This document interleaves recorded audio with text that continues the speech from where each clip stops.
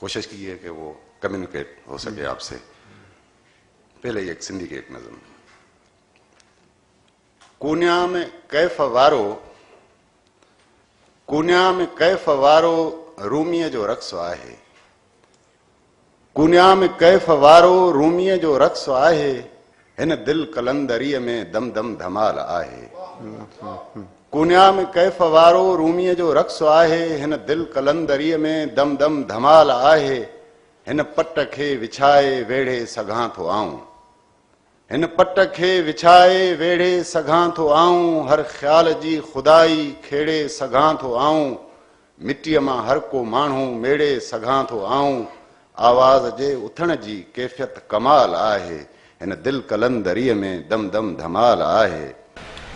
समूरा ताज तलवारूं करियां सभु तख़्त तो सदके, ग़ुलामनि जी ग़ुलामी में अगर जे मां ॻणी आहियां, ख़ुदा जो सुंह त मुंहिंजी दिलि पई फाटे ॿुधण लाइ, रुगो चओ त हिन छोरी जो मोहम्मद मां धणी आहियां, निमाणी नार ऐं नारी बंदी तुंहिंजी आहियां बारी, अकेली इश्क में अहमद हसन हिकिड़ी ॼणी आहियां।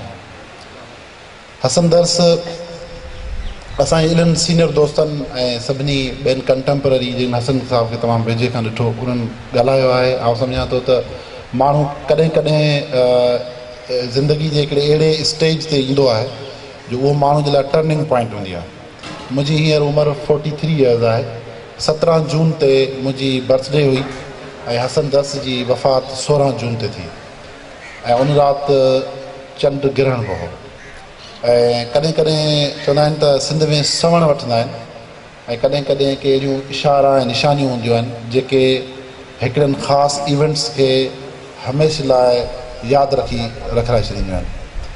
छा उहो साॻियो जेको चंड ग्रहण जेको थियो हो उन ॾींहुं, उन ई महल ई जेॾी महिल चंड ग्रहण पंहिंजे पीक ते हो, आउं सम्झां थो त 2:30 बजे खां 3 बजे जो टाइम जेको आहे चंड ग्रहण पंहिंजे उरूज ते हो, उन ई वक़्तु असांजो ही दोस्त हसन दर्स रोड जे उन हादसे में शहीद थी वियो। त तव्हां अंदाज़ो कयो त उहो चंड ग्रहण नंढो हो बनस्बत हिन ग्रहण जे जेको असांजे चंड खे लॻो आहे, उनजो असरु असांजी ज़िंदगियुनि ताईं, असांजे सोचनि ताईं हावी आहे। त मां ॿुधायो पिया त टर्निंग पॉइंट ज़िंदगी में ईंदी आहे। ऐं हसन दर्स हालांकि मुंहिंजी लाइफ में 43 इयर्स में मिट माइट वेझा अज़ीज़ इलाही सुठा वेझा दोस्त बि गुज़ारे विया आहिनि, पर पहिरें दफ़ा ज़िंदगी जी बेसबाती जेका आहे उहा बाक़ाइदे हावी थी वई हसन जे हिन वफ़ात खां पोइ। ऐं एतिरे ताईं जो आउं 2 ॾींहं ऐं एतिरो डिप्रेशन में हुउसि घर में। माना मूंखे छाकाणि माण्हू कॾहिं कॾहिं पंहिंजे लाइ न पर ॿियनि जे लाइ जीअण ते मजबूर थींदो आहे, त ॿियो माण्हू ईअं न महसूसु करे त आउं को डिप्रेस आहियां छा आहियां। पर आउं तव्हांखे ॿुधायां थो त इहा टर्निंग पॉइंट हुई। हसन सां मुंहिंजी दोस्ती 1987 खां हुई, पर पोइ हिकिड़ी लाइफ जा सिंध में हिकिड़ो पीरियड, साईं सूफ़ी साहिबु तव्हांजे तौरु जवाबु चाहींदुसि, सिंध में हिकिड़ो पीरियड आहे लास्ट 30 खां 40 इयर्स जो, जंहिंमें इंतिहाई घणियूं सोच ऐं फिलासफ़ी जूं धाराऊं जेके आहिनि उहे हिक ॿिए खां कॉम्पीट करण ऐं रेस करण जे हिन प्रोसेस में गुज़रियूं आहिनि। ऐं इन प्रोसेस जे दौरान उन जेका उथल पुथल थी आहे सोशो पॉलिटिकल ऐं फिलासॉफिकल ऐं इवन स्पिरिचुअल, उनमें घणा माण्हू, घणा वॾा सुठा वर्कर अल्कोहलिक थी विया। अल्कोहलिक थियण जो मतिलबु इहो आहे त माना कमकार हथ मां निकिरी वियो, पीअण में अल्कोहल हुन ते हावी थी वियो।